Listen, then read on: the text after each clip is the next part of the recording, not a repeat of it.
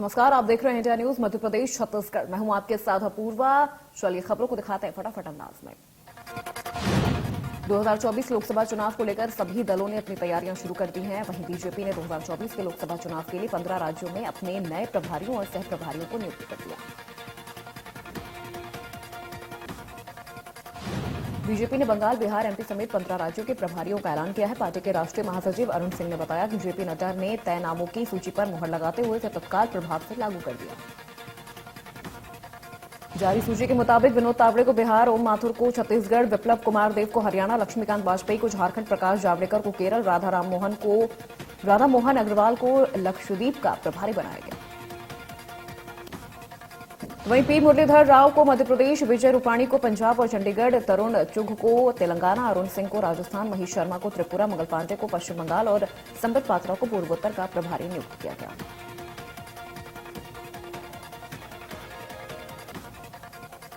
प्रधानमंत्री मोदी आज गुजरात के अहमदाबाद में राज्यों के विज्ञान और प्रौद्योगिकी मंत्रियों के सम्मेलन का उद्घाटन करेंगे। जानकारी के मुताबिक सम्मेलन का उद्देश्य केंद्र और राज्यों के बीच व्यापक समन्वय के साथ राष्ट्रीय विज्ञान प्रौद्योगिकी तंत्र को मजबूत करना है। छत्तीसगढ़ में आज से आरएसएस से जुड़े अलग अलग संगठनों की समन्वय बैठक शुरू हो रही है। 3 दिवसीय बैठक है। रायपुर के जैनम मानस भवन में समन्वय बैठक का आयोजन किया गया। इस बैठक में आरएसएस प्रमुख मोहन भागवत, बीजेपी अध्यक्ष जेपी नड्डा, बीजेपी के संगठन महामंत्री बीएल संतोष समेत कई बड़े नेता हिस्सा लेंगे। जानकारी के मुताबिक इस समन्वय बैठक में आरएसएस से जुड़े 36 संगठनों के प्रतिनिधि सामाजिक और राष्ट्रीय सुरक्षा से जुड़े मुद्दों को समेत वैचारिक क्षेत्र, आर्थिक जगत, सेवा कार्यों के बारे में गहन चर्चा करेंगे। अखिल भारतीय स्तर की बैठक में पर्यावरण, परिवार प्रबोधन और सामाजिक समरसता जैसे मुद्दों पर चर्चा की जाएगी। इस बैठक में सर संचालक मोहन भागवत, सरकार कार्यवाह दत्तात्रेय होसबोले, साहिल पंच सह सरकार कार्यवाहक और बीजेपी के राष्ट्रीय अध्यक्ष जेपी नड्डा ने इन दिनों छत्तीसगढ़ के दौरे पर हैं। इस दौरान उन्होंने सीएम भूपेश बघेल पर निशाना साधा, कहा कि वो सिर्फ एक परिवार की सेवा में लगे हैं। राष्ट्रीय अध्यक्ष जेपी नड्डा ने केंद्र की मोदी सरकार की वाहवाही की और राज्य के भूपेश सरकार पर जमकर निशाना साधा। जेपी नड्डा ने कांग्रेस पर हमला बोला, कहा हम यहां परिवारवाद की लड़ाई लड़ रहे हैं, कांग्रेस परिवारवाद की राजनीति करता है।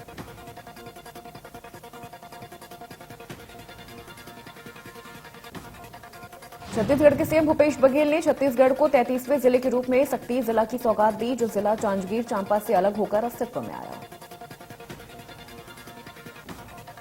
जिले को 1 अरब 53 करोड़ 6 लाख रुपए के 309 विभिन्न विकास कार्यों की सौगात दी गई है। इसमें 85 करोड़ 20 लाख रुपए की लागत से 296 कार्यों का भूमि पूजन और 67 करोड़ 85 लाख 99 हजार रुपए के अन्य विकास कार्यों का लोकार्पण किया गया।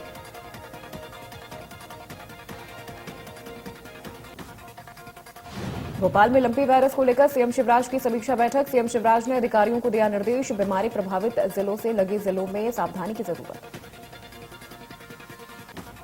अन्य राज्यों से आ रहे पशुओं पर लगाया जाए प्रतिबंध, अधिक से अधिक पशुओं का किया जाए टीकाकरण। जबलपुर में यूरिया वितरण में अनियमितता पर एफआईआर दर्ज, लादगंज थाने में दर्ज हुआ एफआईआर। कृषक भारती कोऑपरेटिव लिमिटेड के मार्केटिंग डायरेक्टर पर एफआईआर दर्ज, ट्रांसपोर्टर डीपीएम के फर्टिलाइजर द्वारिका गुप्ता पर एफआईआर दर्ज।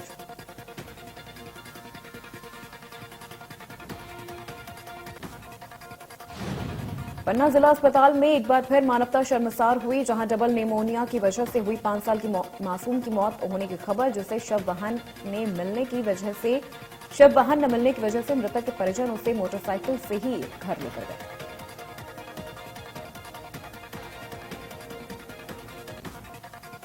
कांकेर में धारदार हथियार के बल पर डिप्टी रेंजर से लूट, पुलिस ने किया आरोपी को गिरफ्तार।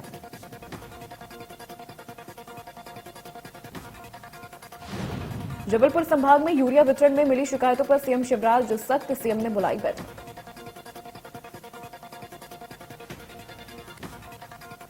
सीएम ने कहा कि हमारे किसानों को खाद से वंचित करने वालों को छोड़ा नहीं जाएगा। जिस समय खाद की आवश्यकता है उस वक्त ऐसा होना एक गंभीर अपराध है।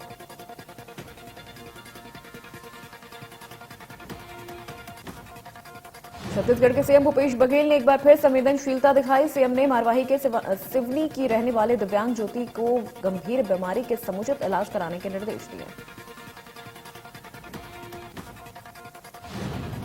दिव्यांग ज्योति रीढ़ की हड्डी की गंभीर बीमारी से जूझ रही है, जिससे उसे बड़ी परेशानियों का सामना करना पड़ता है।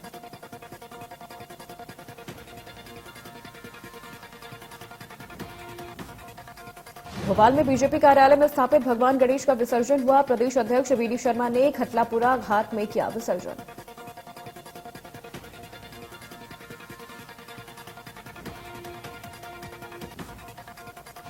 मध्य प्रदेश के गृह मंत्री नरोत्तम मिश्रा सतना पहुंचे, जहां पर उनका जोरदार स्वागत किया गया। इस दौरान गृह मंत्री ने सांसद गणेश सिंह के निवास पर पहुंचकर उनकी माता के प्रति श्रद्धांजलि अर्पित की। इसके बाद नरोत्तम मिश्रा पूर्व विधायक शंकर लाल तिवारी के निवास पहुंचे, जहां पर उनके अनुज के निधन पर श्रद्धा सुमन अर्पित किए।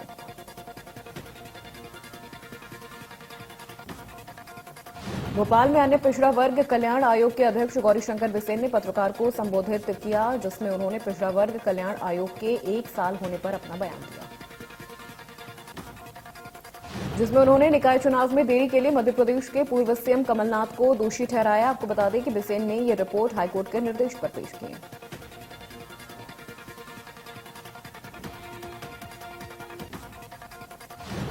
जेपी नड्डा ने छत्तीसगढ़ के दौरे को लेकर कांग्रेस प्रदेश अध्यक्ष मोहन मरकाम ने बीजेपी पर साधा निशाना। कहा, केंद्र में बीजेपी की सरकार को आए 8 साल हो गए, लेकिन मोदी सरकार ने वादों को पूरा नहीं किया। उन्होंने कहा कि देश और छत्तीसगढ़ की जनता बीजेपी अध्यक्ष जेपी नड्डा से ये जानना चाहती है, बीजेपी के वादे कब पूरे होंगे।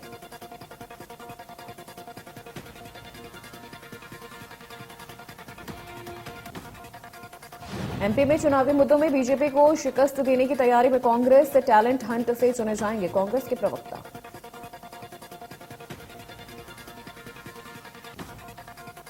भोपाल में इंडिया न्यूज की खबर का असर, सिलेबस से हटाई गई अरुंधति रॉय की किताब।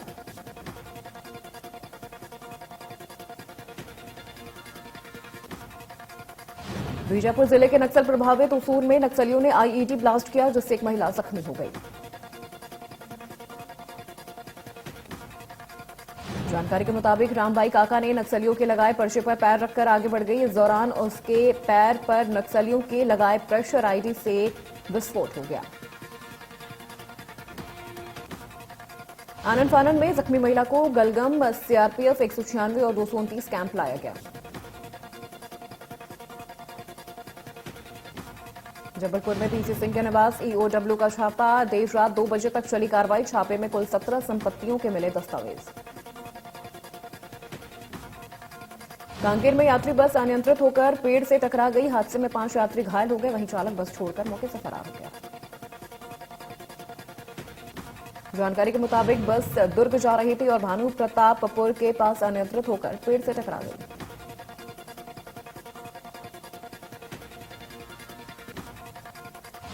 अंबिकापुर में अंधविश्वास के चलते एक महिला की मौत हो गई। महिला का नाम फुलेश्वरी बताया जा रहा है। पहाड़ी कोरवा जनजाति की एक महिला उल्टी दस्त से पीड़ित थी।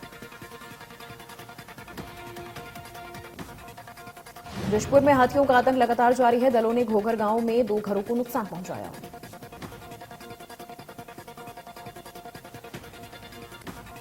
वहीं धमतरी में हाथियों के आतंक से ग्रामीण परेशान है, लिहाजा ग्रामीण प्रशासन से हाथियों को जिले से भगाए जाने की मांग कर रहे हैं।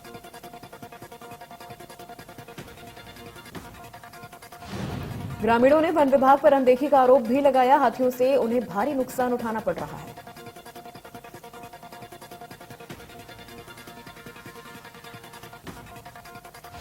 अंबिकापुर में भालू ने ग्रामीण पर किया जानलेवा हमला, जिससे गंभीर रूप से ग्रामीण घायल हो गया।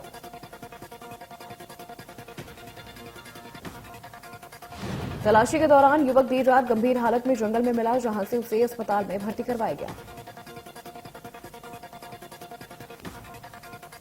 कांकेर में मामूली विवाद के चलते एक युवक द्वारा चाकूबाजी का मामला सामने आया। फिलहाल पुलिस ने आरोपी को गिरफ्तार कर लिया है।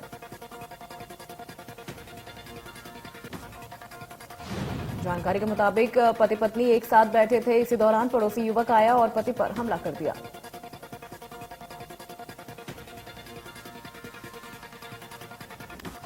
कैथल के डेरों में डकैती करने वाले गिरोह को पुलिस ने 5 दिन के रिमांड पर लिया। रिमांड के दौरान आरोपियों से वारदात में प्रयोग हथियार, लूटी गई संपत्ति बरामद करने के अलावा पूछताछ की जा रही है।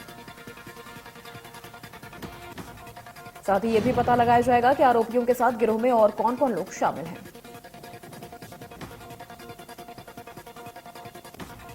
फतेहाबाद के बरसीन गांव में देर रात घर के बाहर गली में खड़े ऑटो में अज्ञात व्यक्तियों ने आग लगाई। ऑटो चालक ने 2 लोगों पर शक जाहिर किया।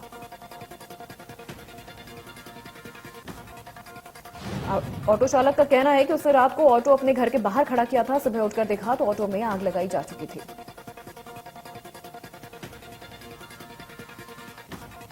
पटना में टेरर मॉड्यूल से जुड़े मामले में एनआईए ने शुक्रवार को बिहार के 32 जगहों पर छापेमारी की। एनआईए की टीम सबसे पहले अररिया के जोकीहाट पहुंची। इसके बाद टीम दरभंगा पहुंची, जहां नूरुद्दीन जगी के घर के पास छापेमारी की गई। टेरर मॉड्यूल मामले में अब तक 5 लोग गिरफ्तार हो चुके हैं। इसके अलावा राष्ट्र विरोधी गतिविधियों में पीएफआई की संलिप्तता से संबंधित मामले में तमिलनाडु के शिवगंगा जिले और कर्नाटक के दक्षिण कन्नड़ जिले में भी छापेमारी की गई।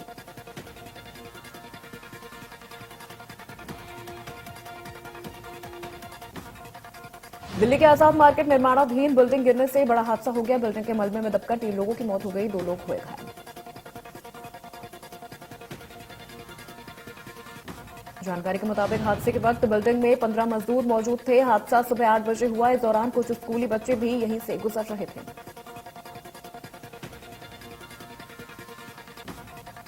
कांग्रेस के पूर्व नेता गुलाम नबी आजाद ने कांग्रेस को लेकर एक बार फिर बड़ी प्रतिक्रिया दी है। उन्होंने कहा, कांग्रेस ने उन पर मिसाइलें दागी। उन्होंने केवल 303 राइफल से जवाबी कार्रवाई की और कांग्रेस नष्ट हो गई।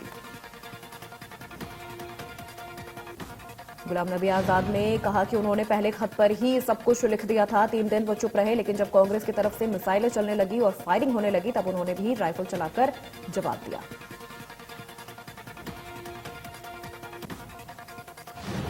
ब्रिटेन की महारानी एलिजाबेथ द्वितीय का गुरुवार रात 96 साल की उम्र में निधन हो गया। वो पिछले कुछ समय से बीमार चल रही थी।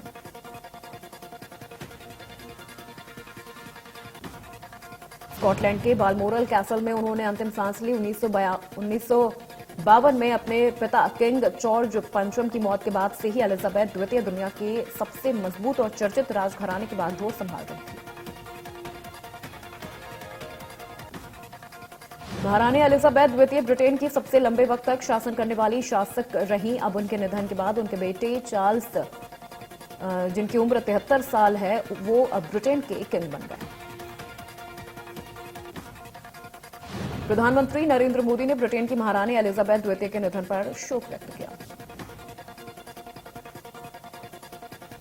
कांग्रेस नेता राहुल गांधी ने भी क्वीन एलिजाबेथ को ट्वीट कर नमन किया। उन्होंने ट्वीट करते हुए कहा, महारानी एलिजाबेथ द्वितीय के निधन पर ब्रिटेन के लोगों और शाही परिवार के प्रति मेरी संवेदना।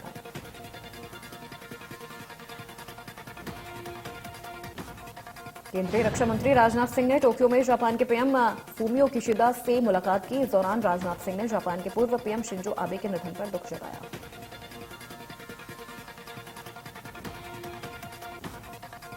राजनाथ सिंह ने कहा कि भारत जापान साझेदारी के क्षेत्र में शांति और स्थिरता सुनिश्चित करने में एक निर्णायक भूमिका निभा रही होगी।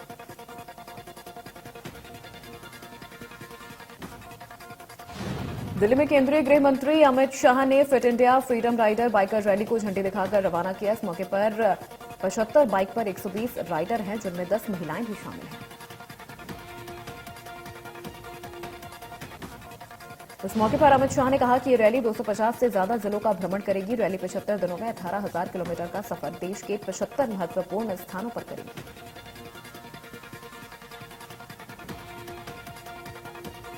कांग्रेस की ऐतिहासिक भारत जोड़ो यात्रा का चौथा दिन है। राहुल गांधी इन दिनों भारत जोड़ो यात्रा पर हैं। कन्याकुमारी से चल पड़े हैं।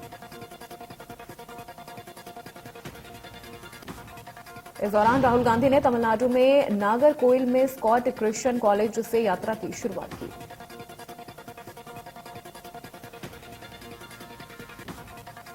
हालांकि इस यात्रा से कुछ हो न हो, लेकिन कांग्रेस कार्यकर्ताओं में उत्साह जरूर आने वाला है।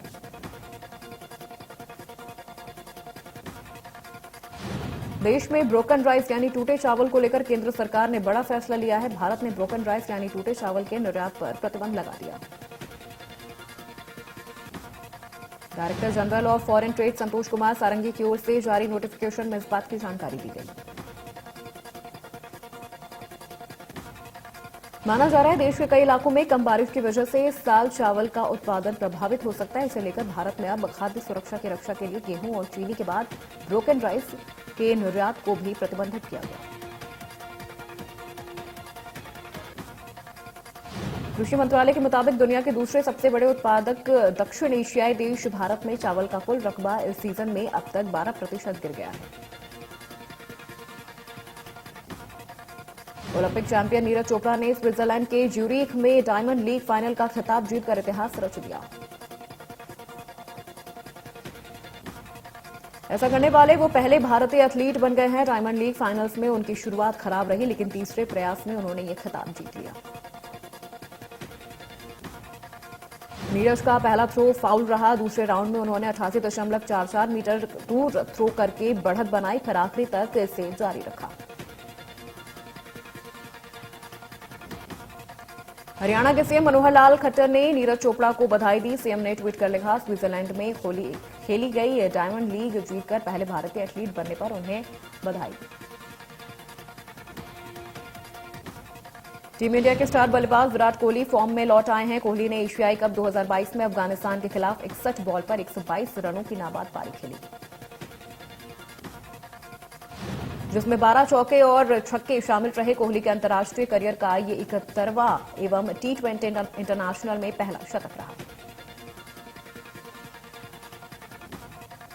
कोहली ने आखिरी 29 बॉल में तबाही मचा दी। कोहली ने 71वां इंटरनेशनल शतक जड़ने के साथ ही रिकी पॉन्टिंग की भी बराबरी कर ली। बॉलीवुड के खिलाड़ी यानी अक्षय कुमार कल अपना बर्थडे सेलिब्रेट किया। अक्षय ने मॉडलिंग से अपने करियर की शुरुआत की थी। करण जौहर ने अपने टॉक शो कॉफी विद करण 7 में एक्ट्रेस इलियाना डिक्रूज और कैटरीना कैफ के भाई सेबेस्टियन लॉरेन माइकल के रिश्ते को कंफर्म कर दिया।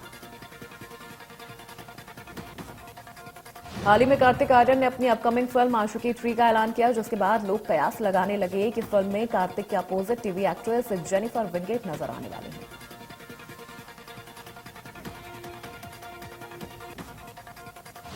समांथा प्रभु फिल्म यशोदा से अपना बॉलीवुड डेब्यू करने जा रही हैं। यह फिल्म 2 भाषाओं वाली फिल्म है। एक्ट्रेस कृष्णा मुखर्जी ने अपने बॉयफ्रेंड प्रेमी चिराग बटलीवाला से सगाई कर ली है। इस कपल ने मनाली में अपने करीबी दोस्तों और परिवार के सदस्यों के बीच बेहद प्राइवेट सेरेमनी की।